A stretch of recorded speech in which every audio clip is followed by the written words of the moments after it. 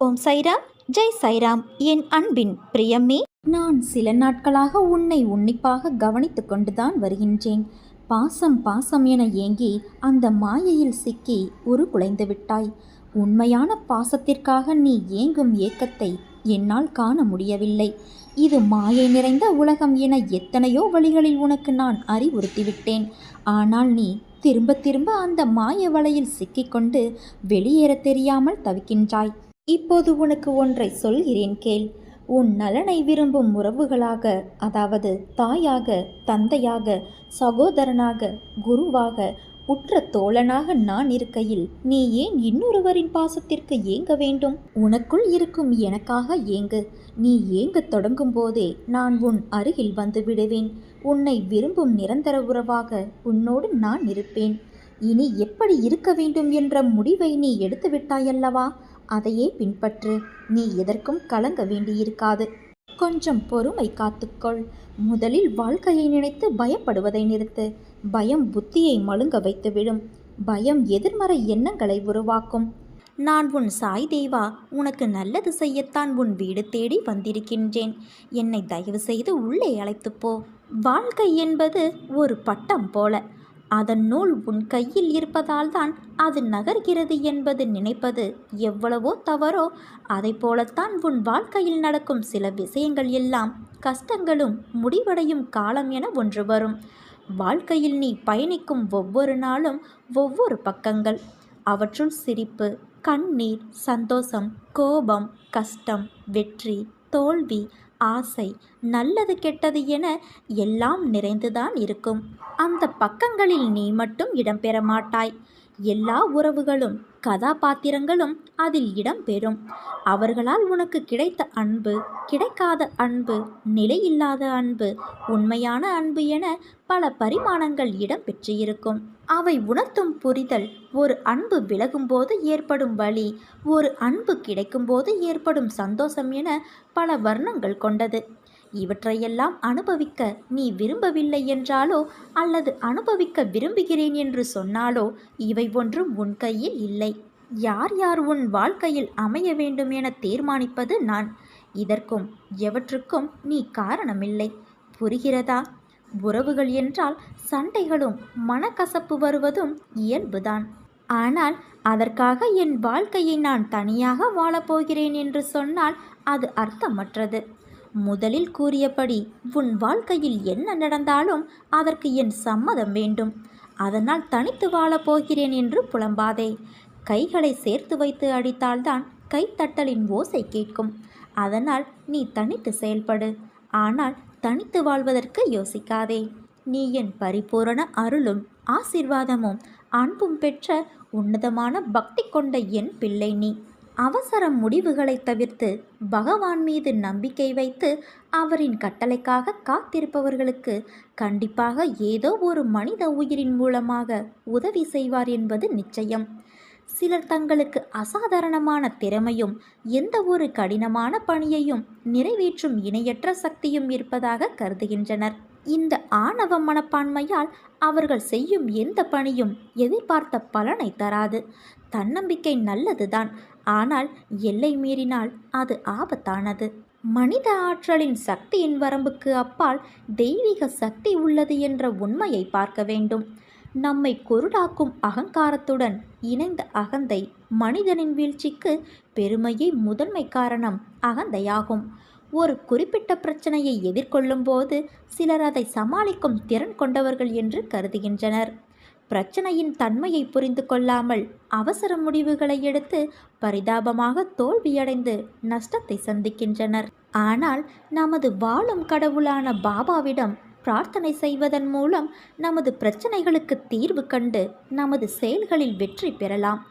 பாபாவின் அருளையும் வெற்றியையும் அவசரத்தில் பெற முடியாது என்பதை நாம் உணர்ந்து கொள்ள வேண்டும். பாபாவிடமிருந்து நமது பிரச்சனைகளுக்கு சரியான தீர்வு கிடைக்க நாம் நம்பிக்கையுடன் எதிர்பார்ப்புடன் காத்திருக்க வேண்டும். இனி வாழ்நாளெல்லாம் மகிழ்ச்சியாக வாழ்வாய். இன்னும் கஷ்டங்கள் தீர்ந்த பாடு இல்லையே என்று கவலைப்படாதே. ஒவ்வொன்றாக நான் சரி செய்து கொண்டிருக்கின்றேன். விரைவில் நன்மைகளை நான் நடத்தி கொடுப்பேன். நம்பிக்கையும் பொறுமையும் எப்போதும் உன்னிடம் இருக்க வேண்டும் என் தங்கமே. உனக்கு நான் உன் வாழ்வில் கடினமான சூழ்நிலையை தருவதாக நீ உணர்கின்றாய். அதற்கு காரணம் நான் உன்னை பக்குவப்படுத்துவதற்காகவே, உன்னில் உன்னையே செதுக்கி மனதை வலிமை பெற செய்வதற்காகவும் தான் செய்கின்றேன். தன்னம்பிக்கை மனதைரியத்தோடு முட்டி மோதி முன்னுக்கு வா. வாழ்நாள் முழுவதும் நான் உன்னோடு இருப்பேன். உன்னுடைய பிரார்த்தனையாலும் பொறுமையாலும் நீ எல்லாவற்றையுமே மாற்றலாம். அதற்கான சக்தி உனக்கு உள்ளது. நான் அதை உனக்கு ஏற்கனவே கொடுத்திருக்கின்றேன். நீ நம்பிக்கையோடு இருக்க வேண்டும். என்னை மனதில் நினைத்துக்கொள். எல்லாமே உனக்கு சரியான நேரத்தில் உன்னிடம் வந்து சேரும். அதை நீயே உணர்வாய். அவசரப்படாதே குழந்தையே. நீ நினைத்த நாளில் சில நிகழ்வுகள் நடக்க வேண்டும் என்கின்றாய். அது நடந்தால் என்ன பாதிப்புகள் வரும் என்பதை அறிந்தவன் நான். அதனால்தான் அவை நடக்க வேண்டிய காலத்தில் சிறிய சிறிய மாற்றங்களை செய்துள்ளேன். உனக்கு எந்த நேரத்தில் நடந்தால் உனக்கு நல்லதே நடக்குமோ அந்த நேரத்தில் நிச்சயம் நடக்கும்.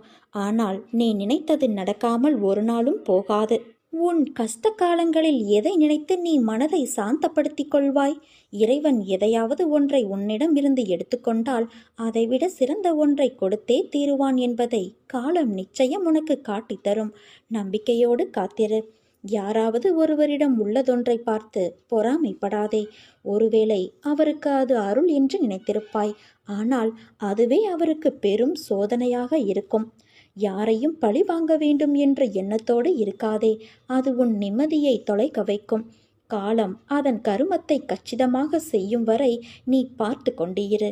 வாழ்வில் எதை இழந்தாலும் அதற்கு பதிலீடாக எதையாவது பெறுவாய். ஆனால் இறைவனின் மீதான நம்பிக்கையை நீ இழந்தாயானால் அதை ஈடு செய்ய உன்னால் எதையும் தேட முடியாது. எல்லா சூழ்நிலையும் ஒரு நாள் கண்டிப்பாக மாறும். ஓஹோ என்று வாழ்ந்து ஒன்றுமில்லாமல் போனவர்களும் உண்டு. ஒன்றுமில்லாமல் வாழ்ந்து ஓஹோ என்று போனவர்களும் உண்டு. மற்றவர்களிடம் இருப்பதை எவை உன்னிடம் இல்லை என்று சிந்திப்பதை விட மற்றவர்களிடம் இல்லாதது எவை உன்னிடம் உள்ளது என்று தேடிப்பார்.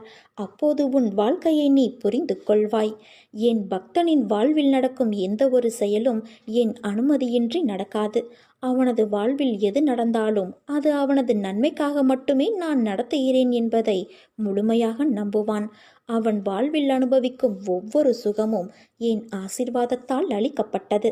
உனக்கு உரியதை தருவதற்கு நான் காத்திருக்கும் பொழுது எதையெதையோ தேடிக்கொண்டு இருக்காதே. நீ என்னை பார்த்த இந்த நொடி முதல் உன் கவலை, கஷ்டம், வறுமை, பிணி இவை அனைத்தும் உன்னை விட்டு விலகிவிடும். சிலருக்கு உன்னை பிடிக்கவில்லை, சிலர் உன் வார்த்தையை மதிக்கவில்லை.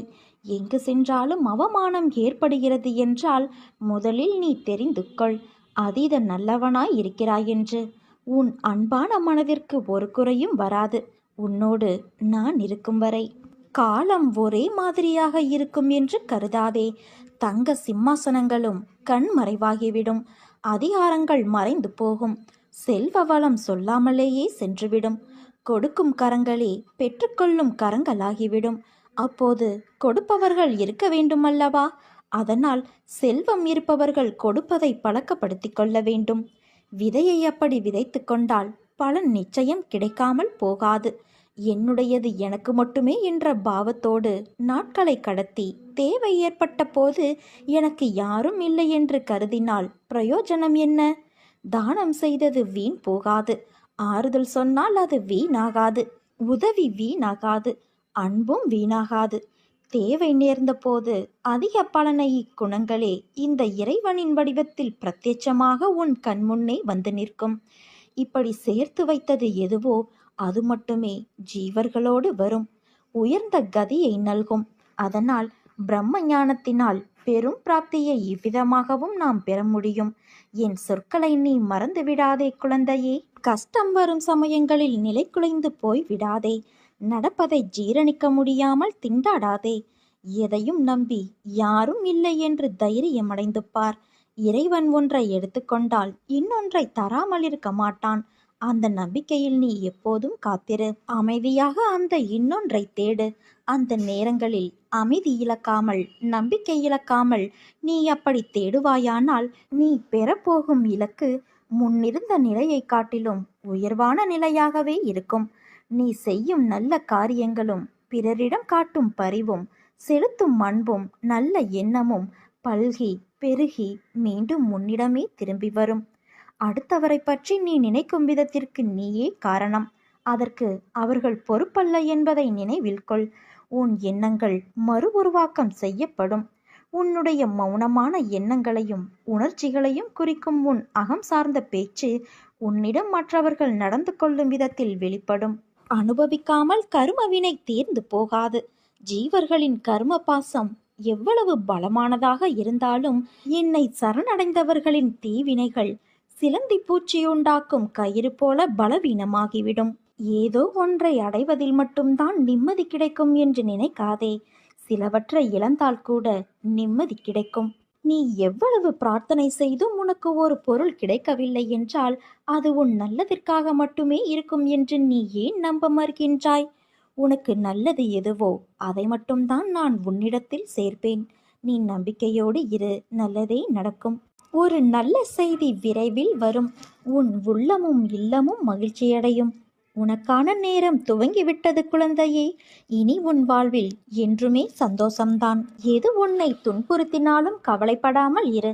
எது வந்தாலும் எதிர்த்து நின்று போராடு. எதுவும் என்னை மீறி நடக்காது என்பதை தீர்க்கமாக நம்பு குழந்தையே. அனைத்தும் நன்மைக்கே என்பதை தீர்க்கமாக நம்பு. சகித்து கொள்ள முயற்சி செய். என் தாமரை பாதங்களில் அனைத்தையும் சமர்ப்பித்துவிடு. இங்கு எதுவுமே நிரந்தரமில்லை என் தங்கமே. எல்லாம் ஒரு நாள் மாறும். என்னை நம்பி வந்த உன்னை எத்தனை ஜென்மங்கள் எடுத்தாலும் தாங்கி நிற்பேன். ஆரம்பத்தில் என்னை நிராகரித்து உன் மனம் போன போக்கில் நீ சென்றாய். கடமையே என்று என்னை பூஜித்து வந்தாய். ஆனால் காலங்கள் பல கடந்து பல முறை அற்புதங்களை நிகழ்த்தி என்னை நீ புரிந்து கொள்ள வைத்தேன். நினைத்துப்பார், எப்படி எப்படியோ வாழ்க்கையை நகர்த்தி கொண்டு வந்தாய். ஓடிக்கொண்டே இருந்தாய். கீழே விழுந்த உன்னை என் கரம் கொண்டு இழுத்து வந்தேன். நீ எத்தனை முறை விழுந்தாலும் தோற்றதாக அர்த்தம் கிடையாது. ஜெயித்து கொண்டு வந்திருக்கிறாய். இதை என்றும் நீ நினைவில் கொள். பல பேர் வாழ்க்கையை வாழ்வதற்கு தைரியம் இல்லாமல் இன்றும் பல துயரங்களை அனுபவித்து வருகின்றனர். ஆனால் நீயோ அனைத்தையும் கடந்து நானே கதி என்று என்னை நம்பி என்னிடத்தில் பொறுப்புகளை ஒப்படைத்து சதா சர்வ காலமும் என்னை விடாமல் பூஜித்து கொண்டு இருக்கிறாய். உன்னை நான் எப்படி கைவிடுவேன்? உன்னை வழி நடத்தும் ஆசான் நான். உன்னை வாழ்க்கையில் உயர்த்துவது என் கடமை. உனக்கு துணையாக நான் இருக்கிறேன். நம்பிக்கை இழந்து விடாதே. அனைத்தும் என்னையே சேரும். எதுவாக இருந்தாலும் என்னிடத்தில் சொல்லிவிட்டு செயல்படு. என் பரிபூரண ஆசிர்வாதம் உனக்கு எப்போதும் உண்டு. உன் கரும பலன்களை விலக்கி உன்னை வாழ வைப்பது என் பொறுப்பு. தேரோட்டுபவன் திறமைசாலியாக இருக்கும்போது தேரில் அமர்ந்து இருப்பவர் ஏன் சஞ்சலப்பட வேண்டும்? என்னில் சரணடைத்தவர்களுக்கு அவர்களுடைய தேவைகளை பூர்த்தி செய்வது என்னுடைய கடமையாகும். உன் மனபலம் இழந்துவிட்டால் உன் உடல் பலம் ஒன்றுக்கும் உதவாது. அதனால் தைரியமாக இரு. நீ எப்போதும் தன்னம்பிக்கையோடும் இரு. உன் பிரார்த்தனையாலும் பொறுமையாலும் நீ எல்லாவற்றையுமே மாற்றலாம். அதற்கான சக்தி உனக்கு உள்ளது. நான் அதை உனக்கு கொடுத்து கொண்டு இருக்கிறேன். நீ நம்பிக்கையோடு இருக்க வேண்டும். என்னை மனதில் நினைத்துக்கொள். எல்லாமே உனக்கு சரியான நேரத்தில் உன்னிடம் வந்து சேரும். அப்போது நீ என்னை உணர்ந்து கொள்வாய். பள்ளத்தில் இருக்கிறோமே என்று பதறாதே. சொடக்கு போடும் நேரத்தில் உன்னை உச்சாணி கொம்பிற்கு கொண்டு வந்து விடுவேன். நீ எதற்குமே கலங்காதே. உனக்கு யாரும் இல்லை என கவலைப்படாதே. உனக்கு துணையாக நான் இருக்கிறேன். இனி நீ கேட்டது கிடைக்கும். நினைத்தது நடக்கும். எதிர்பார்க்கும் மங்களகரமான நிகழ்வுகள் உன் வீட்டில் நடைபெறும். எந்த மனது நல்லது நினைக்கிறதோ அந்த மனதிற்கு நல்லதே நடக்கும். எந்த மனிதன் மற்றவர்களும் நன்றாக இருக்க வேண்டும் என்று நினைக்கிறானோ அந்த மனிதன் நன்றாகவே இருப்பான். இதை பின்பற்றினால் உன் வாழ்க்கையும் சிறக்கும். நீ நம்பிக்கையோடு இரு. நல்லதே நடக்கும். என்னிடம் நீ எதிர்பார்க்கின்ற வாழ்க்கையை ஒருபோதும் கேட்காதே. அதற்கு பதிலாக உனக்கு பிடித்த வாழ்க்கையை தாருங்கள் என்று என்னிடம் கேட்டுப்பார். அங்கே கிடைக்கும் நீ எதிர்பார்த்ததை விட அதிகமாக. சந்தோஷம் நிம்மதியும் நிறைந்த வாழ்வு உனக்கு கிடைக்கும். முதலில் நீ பொறாமையை வென்றுவிடு. நீ வெறுப்பு வைத்துள்ள மனிதர்கள் வளம் பெற்றால் உனக்கு என்ன நஷ்டம் ஏற்பட்டுவிட்டது? ஆனால் நீயோ இந்த விதத்தில் சிந்திப்பது கிடையாது. கேடு செய்த அவர்களுக்கு மட்டும் நல்லதாகவே நடக்கிறது என்று ஏன் பொறாமை கொள்கிறாய்? அவனுடைய கர்ம பலன்களால் அது அவனுக்கு கிட்டியது. அவர்களைப் போன்றே பதவி, அதிகாரம், பணம், செல்வாக்கு எல்லாம் உனக்கு கிடைக்க வேண்டும் என்று எண்ணுவதால் உன்னை தேடி வரும் நல்லதை நீ தவற விடுகின்றாய். ஒன்றை புரிந்துகொள் குழந்தையே, உலகில் எல்லோரும் ஒரே வாழ்க்கையை வாழ முடியாது. அவரவருடைய கர்ம வினைகளின்படி அது மாறுபடும். அதே சமயம் உனக்கான நல்லதை யாராலும் தடுக்க முடியாது. இவ்வுலகில் நிறைய பேர் உன்னை விட மிகவும் துயரங்களை அனுபவித்து வருகின்றனர். இருப்பதை வைத்து நீ மகிழ்ச்சி கொள். உனக்கு நலம் கிட்டும். நாமும் பாக்கியசாலிகள். நாமும் நலம் பெறுவோம். பெறுவதற்கு முயற்சி மேற்கொள்வோம் என்ற எண்ணத்தை நீ வளர்த்து கொள்ள வேண்டும். எதையாவது ஒன்றை நீ இழந்தால் அதைவிட சிறந்த ஒன்று உன்னை வந்து சேரும். நீ இழந்தது உனக்கு நல்லதல்ல என்பதை காலம் நிச்சயம் ஒரு நாள் உனக்கு காட்டித் தரும். நம்பிக்கையோடு காத்திரு. மனதை அமைதியாக வைத்து கொள்ள பழகு.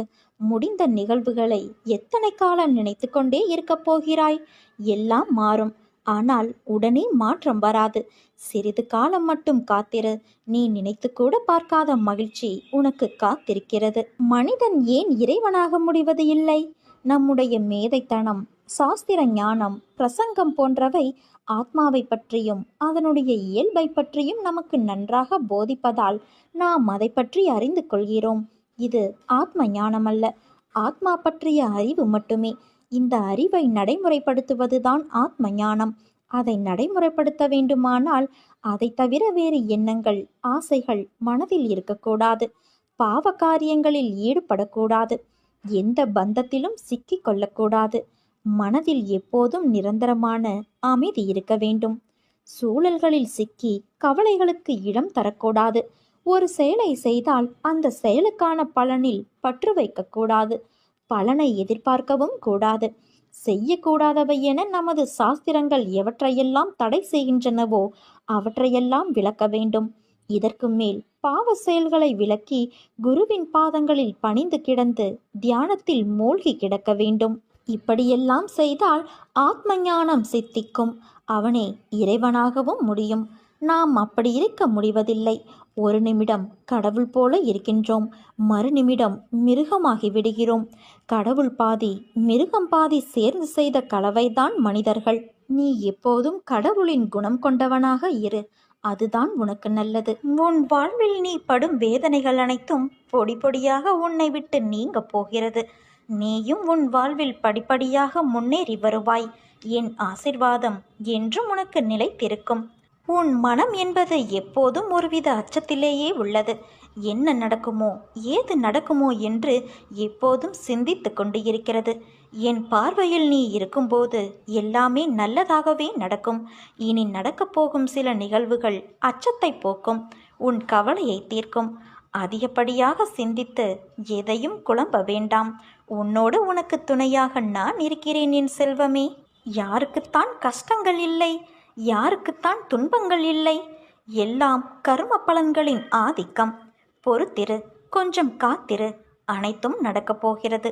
துன்பங்கள் உன்னை விட்டு அகலப் போகிறது. உன்னை நான் உயர்ந்த நிலைக்கு கொண்டு வருவேன் குழந்தையே.